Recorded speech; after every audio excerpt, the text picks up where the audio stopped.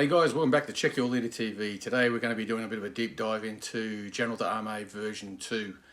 As you might be aware from my previous videos, I did say that going forward I'd probably make a couple of boot camp type videos explaining some of the various aspects of GdA 2, and that's what we're about today. This video is brought to you by Battlefield Accessories. Thank you to Battlefield Accessories here in Australia for providing the sponsorship for these videos.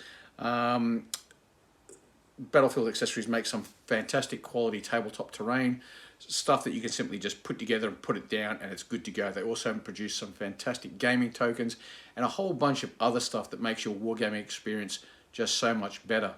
So yeah, to make your gaming experience better, think about Battlefield Accessories quality. From their tabletop ready terrain, which is simply just put it together and put it down, no need for painting, to their game tokens, and they've just produced some fantastic game tokens specifically for Battlefield, General d'Armée 2. But you can also, if you're interested in a whole suite of games, including such games as Pick a Charge or Chain of Command, you can't really go wrong if you have a look at Battlefield Accessories. So, with that said, let's get on with it.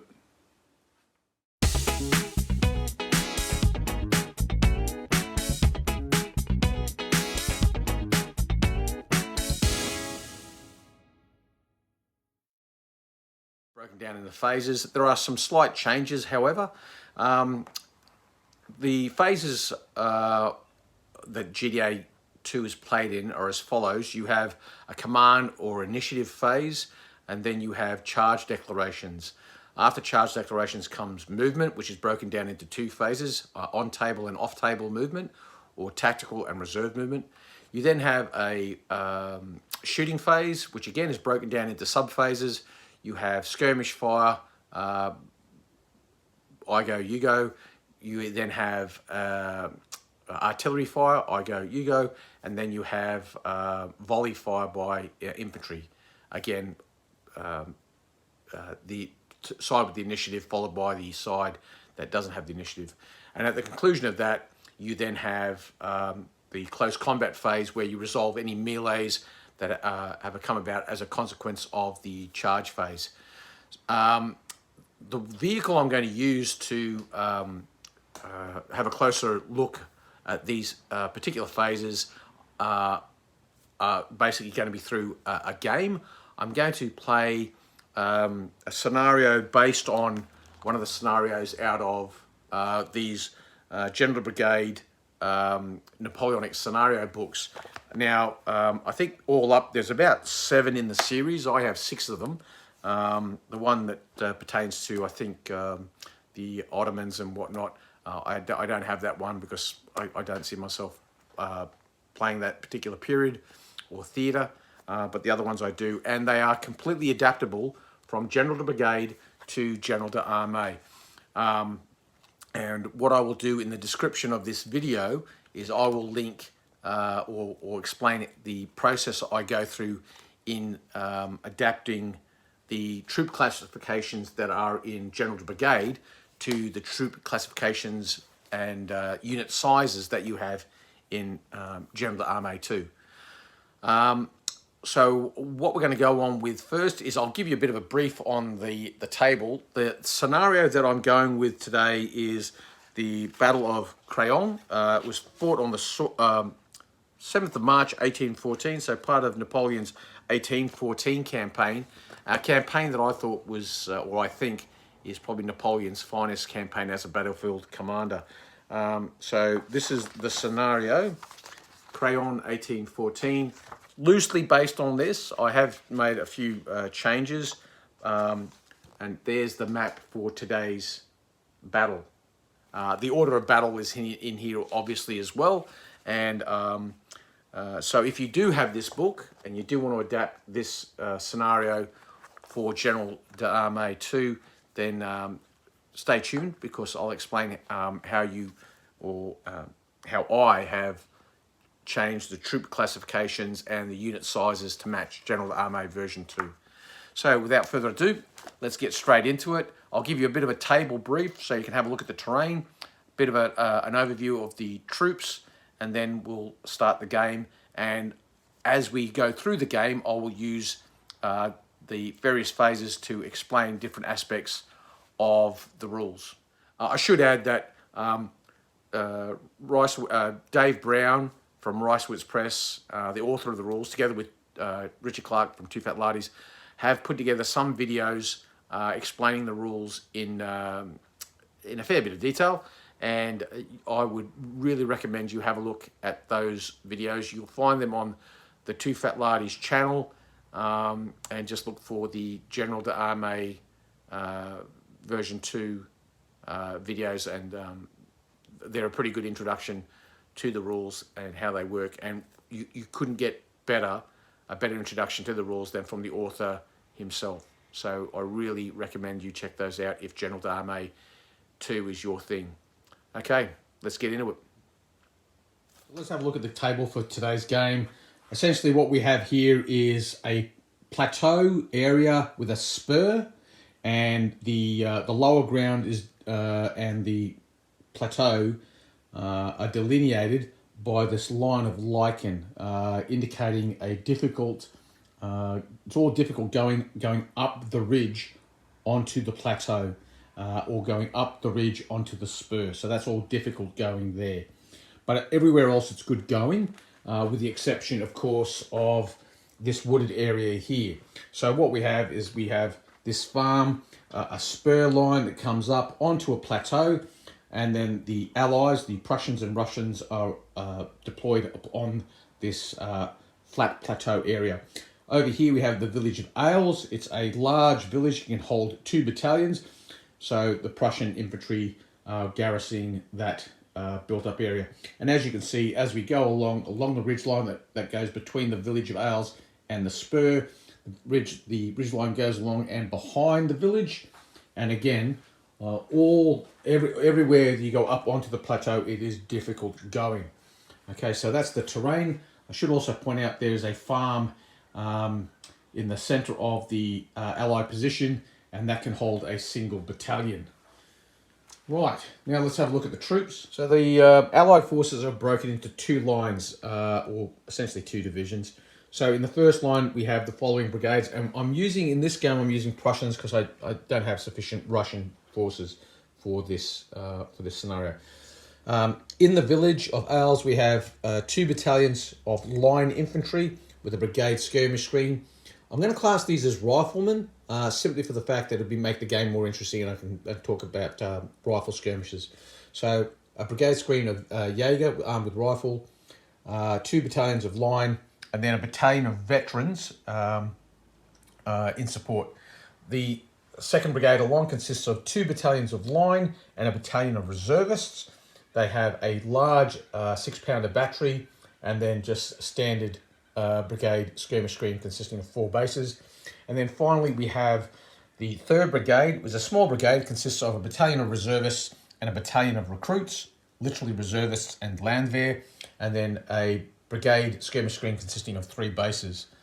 So that's the first line for the Allies, and that's the Prussian division. So the second line, it consists of Austrians and Russians. What we have here is 2 regiments of Hussars. They are classed as battle cavalry.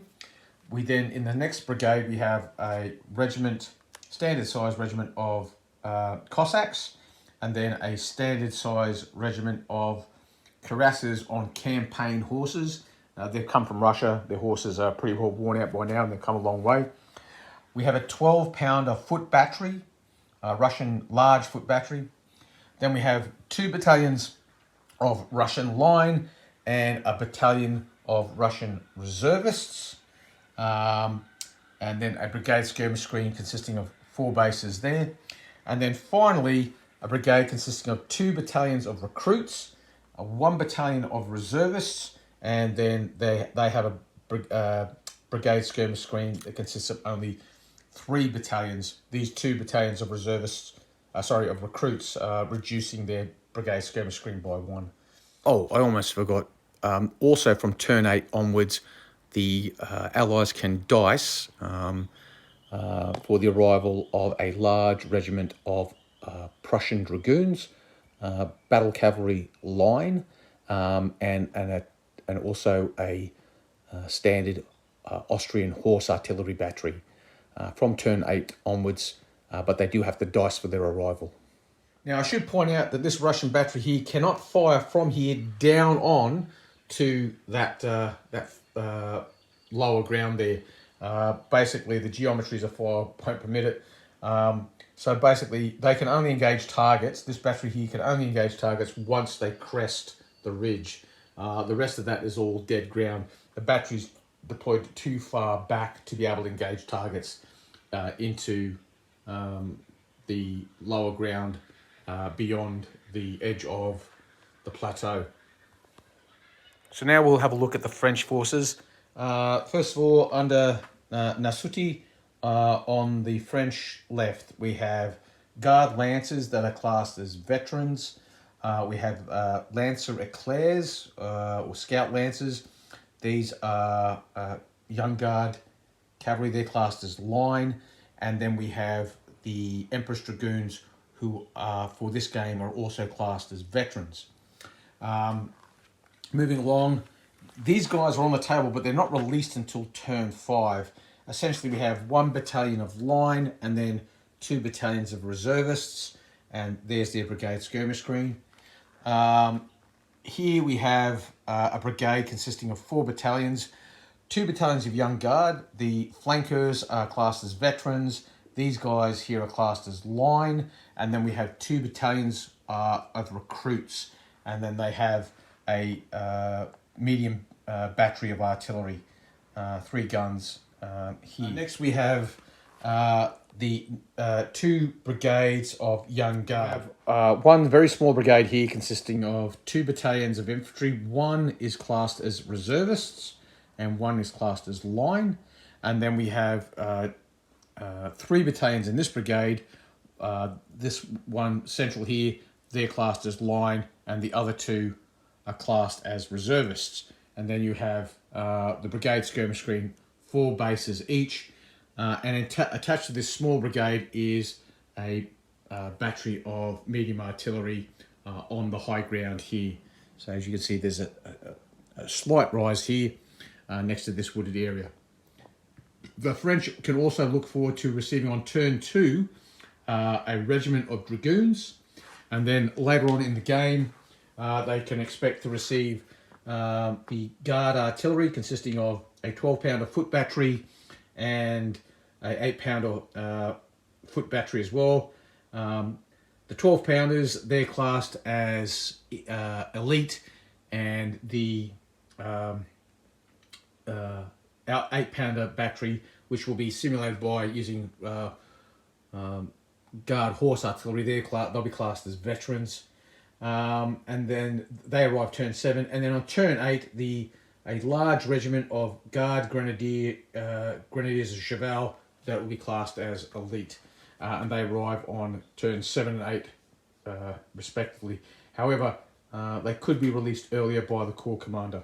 So that's the table set. They're the troops, and let's crack on. The first thing we're going to look at is how we determine initiative for our forces in this command phase. I should note we're going to be playing this as a core level game, so we're going to also use the rules for playing a core level battle.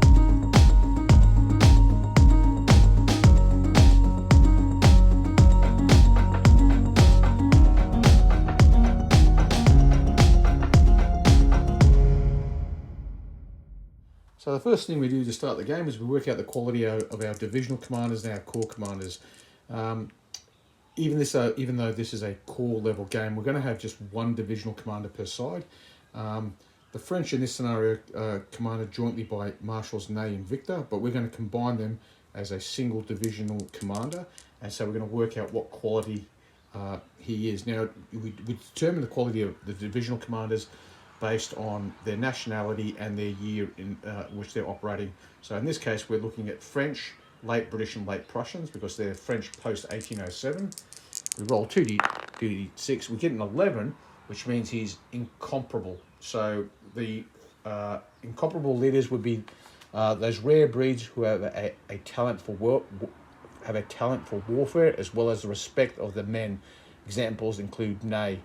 They receive 2 CNC commands and obtain an ADC at the standard rate for their divisions, plus an additional ADC.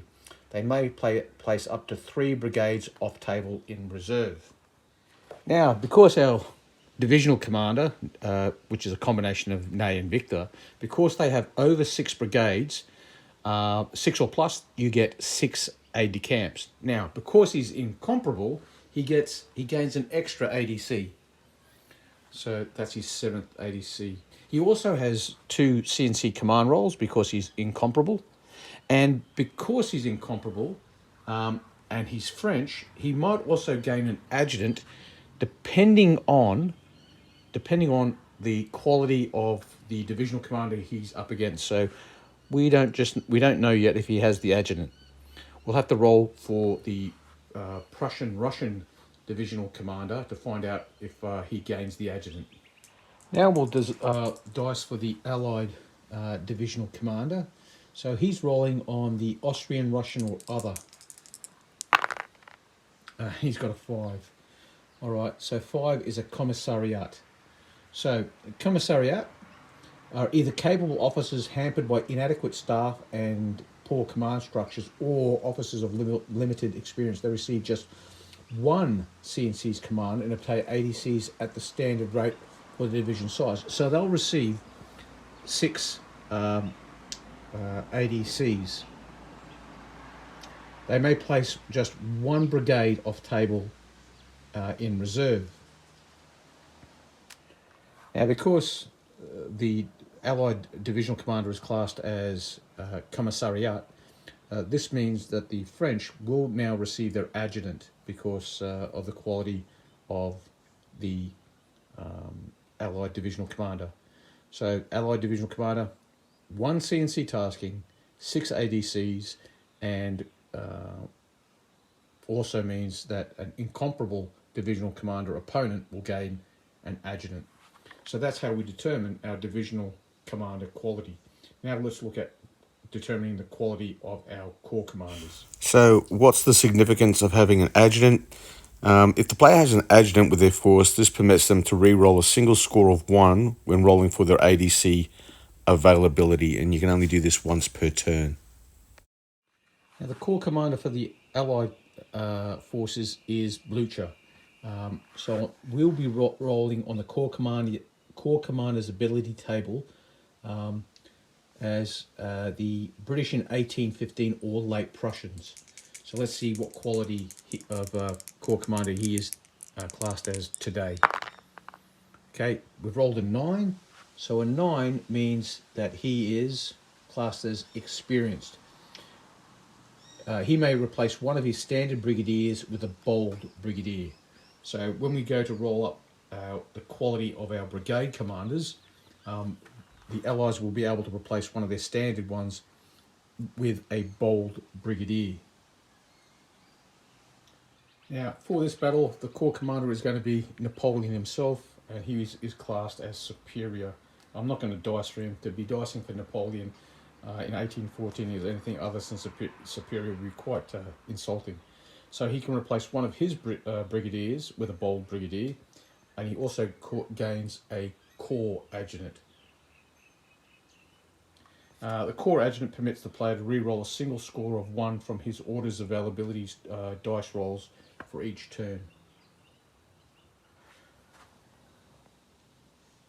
So what we see here is the division gains an adjutant and the corps commander gains an adjutant.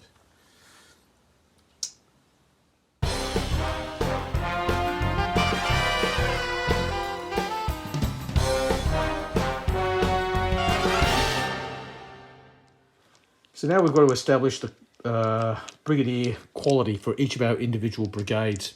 So for every brigadier you have, you get 1d6. And then based on whether or not your army is French, late British, or late Prussians, or others such as early British, early Prussian, Russians, Austrians, others, determines what kind of brigadiers you get on this dice roll. So for the French, the late British, and the late Prussians, for every one or more sixes that you roll, you get a bold brigadier.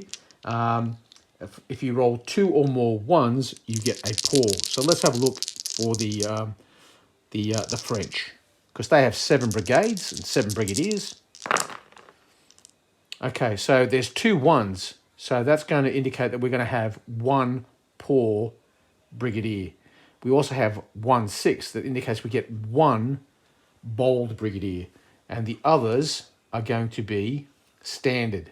So out of that 7, 1 bold, because of the 2 ones, 1 poor, and then the other one just becomes the equivalent of a 2 through to 5, and 5 standard brigadiers for the Prussians. For the French. So now we're going to roll for the Russians, Prussians, the Allies. They have 8 brigadiers. They have 7 on table and 1 off table. So we're going to roll 8. Now for them, it's slightly different. They need to get 2 or more 6s to get a bold. If they get 2 or more 1s or 2 or more 2s, they get a poor. Okay, so they've only got 1 6, so that's not enough to get a bold brigadier. And they have no double 1s and no double 2s, so they won't get any poor. So they're going to have all standard brigade commanders. So just a reminder, when you generate bold and poor brigadiers within your division, the maximum number of bold brigade commanders you can generate per division is 1, and the maximum number of poor brigadiers that you can generate is 1. However, if due to your corps commander being superior and creating an additional bold brigade commander, it is conceivable that that bold brigade commander can substitute one of your standard brigade commanders within a division. So it is possible to have 2 or more bold brigade commanders in a single division. So what are the benefits of having bold and the penalties for having poor brigadiers? A bold brigadier gains 1 brigade command reroll if using 1 or no taskings on his brigade in a turn, and a poor brigadier has a maximum of 1 ADC tasking per turn. Also, a poor brigade commander cannot adopt or demix. So what that means for a poor brigadier is that he can receive in a single turn only 1 ADC tasking. So he could receive, for example, artillery assault, which would require 2 ADCs, or he might receive the skirmisher ADC tasking, which is only going to cost him 1 ADC, but he couldn't receive artillery assault and skirmisher. He can only have a single ADC tasking. By contrast, the bold brigade commander, he can have a reroll as long as he is only in receipt of 1 ADC tasking, or if he has no ADC taskings. Now, just by way of example, let's assume here Nasuti is a bold ADC, and I give him a forwards tasking. That costs me 2 ADCs. He can have a reroll if he fails that that initiative roll, because he only has a single ADC tasking. He gets that reroll purely because he is bold. Now, by contrast, if we assume this fellow here is a poor brigadier, he could have only 1 tasking. He might have, because he has a battery attached, he might decide he wants to go for an artillery assault. That's going to cost him 2 ADCs. He can't then, however, go, well, I'll also attach a brigade attachment so I get a reroll, because now he would have 2 ADC taskings. He can't do that. He's poor quality. He's a poor quality brigade commander. So it's either this or this, but not both. In this case, he's decided he's going to go through with an artillery assault without a safety net. If he fails the roll, then he's just wasted 2 ADCs. That's a consequence of being poor. So just in relation to the allocation of brigade commanders, when commanding an army made up of troops rated as French or late British, late Prussian, players allocate bold and poor brigadiers to any brigade of their choice. When commanding an army made up of troops rated Russians, Austrians, other, any bold brigadier must be allocated to the brigade with the highest quality rating. If two or more brigades have the same rating, the player may choose which brigade receives the bold brigadier. A poor brigadier is allocated randomly by rolling a single d6, and that's how you decide who gets the poor brigadiers. Now, one thing I'm not going to go through in this video is the deployment procedure.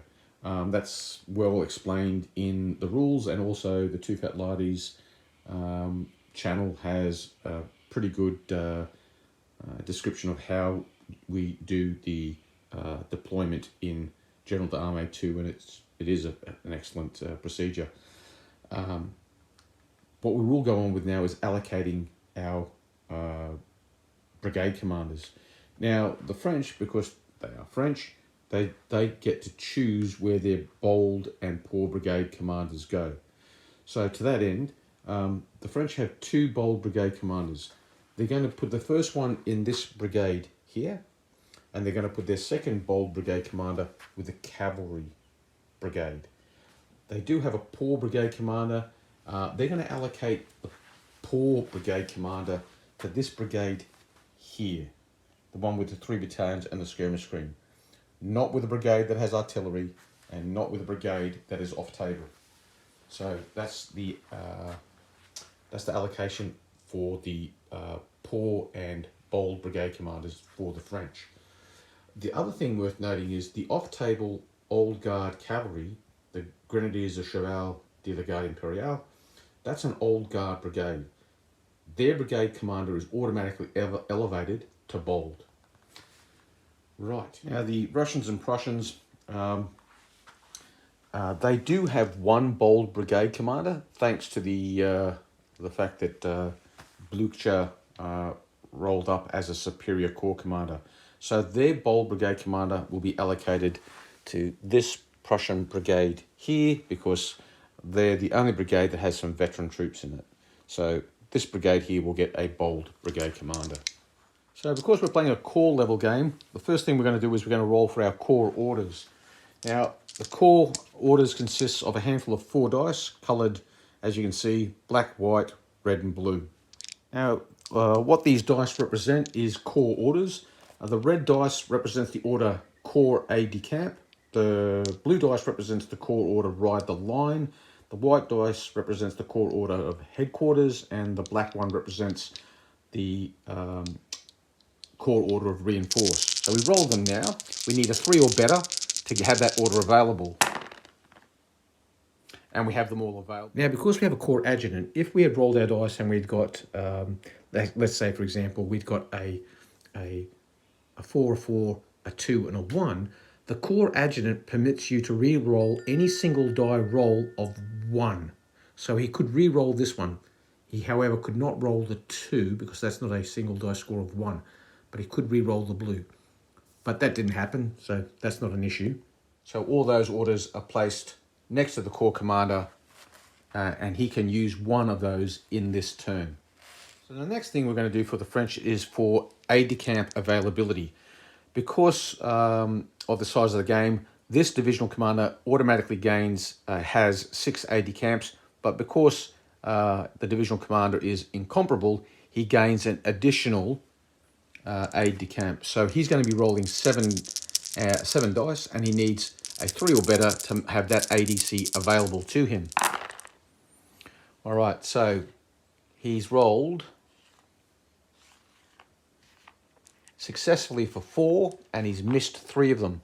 Any double 6s would have generated an additional aide-de-camp. So if there had been 4 6s, that would have been 4 aide-de-camps plus another aide-de-camp for a double 6 and another aide-de-camp for a double 6, generating, in that case, it would have generated 6. But we've not been that fortunate. We've only got 4, and we've missed 3 of them. And so just like a corps ADC, a divisional ADC allows you to re-roll any single die roll of 1. So you can re-roll the 1, and he's successful.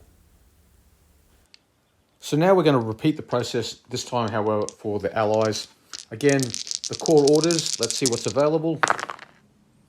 Okay, they've got everything but the blue. So that goes next to the corps commander. There's only 6 aide-de-camps in the available for the allies. So we roll 6 dice. And they're successful with 4. Now they don't have a divisional adjutant, so they can't re-roll the ones that they missed. So they will have 4 aide-de-camps available for the division for this first turn. So the corps commander has decided that he's going to use corps ADC. He's going to use the red die and produce, and what that will do is will make available another ADC for this division. The French, they're going to do likewise. They're also going to use the headquarters order and release an ADC, so that the French have now 6 aide-de-camps available. Now we're going to allocate the ADCs and give ADC taskings to the brigades. So we've given a re-roll or a brigade detachment to the poor brigade commander. We've given re-roll and skirmish to this brigade. To this brigade here, artillery assault. Bearing in mind he's bold, if I was to give him another tasking, he would lose the ability to have his own organic re-roll. So just an artillery assault here. And finally, with our last ADC, we're going to play scouts with this guy here attached to the divisional commander. So we're going to scout. So that's the French ADC taskings. For the allies, we're going to give a skirmish order to this bold brigade commander. This brigade commander here, we're going to go with artillery assault, skirmish, and a re-roll. And that's used up all the ADCs for the allies. And that's what they're going to go with. So now what we'll do is we'll roll to see how successful they are. So this brigade here has a brigade attachment. They pass, no problem at all. This brigade here with a re-roll and skirmish. They fail, but fortunately they have a re-roll. And this time they pass, so they're successful with their orders. The artillery assault in the center here, they fail, but because he is bold, he gets a re-roll. Oh, he fails again. All right, so unfortunately, this bold brigade is going to go hesitant. This brigade's not on table yet. The cavalry brigade, they pass. And then we're going to use the scout once we've determined what the result is for these Prussians. So we'll test for this brigade first with their skirmish order, and they're successful. No problem there. Okay, this brigade, artillery assault, skirmish, and a re-roll. Oh, they've failed. But they've got a re-roll. Oh, they've failed as well. Okay, so they're hesitant. And all those ADC taskings have gone to waste. This small brigade here, they've passed. The cavalry brigade here, they've passed. This Russian cavalry brigade, they've passed.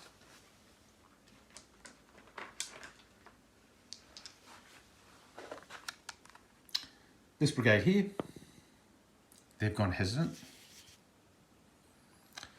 And this brigade here, hesitant.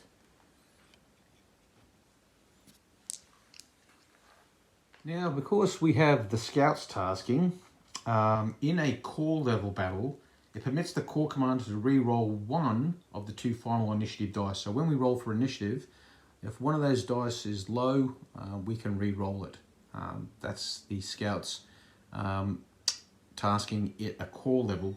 In a divisional level battle, the player may re-roll one of their 2 final initiative dice.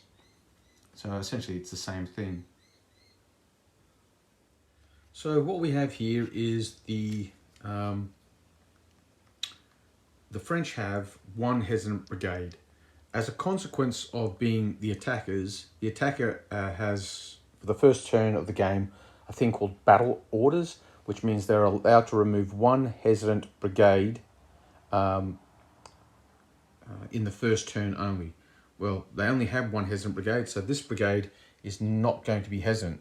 It does, however, lose the brigade attachment orders that it had. They cannot come into effect. So it won't get the artillery assault back, but at least it won't be hesitant. That means that the French roll 2d6, and that's the score they will get. Okay, so they've got 5 and 3. So at this point, they're sitting on 8.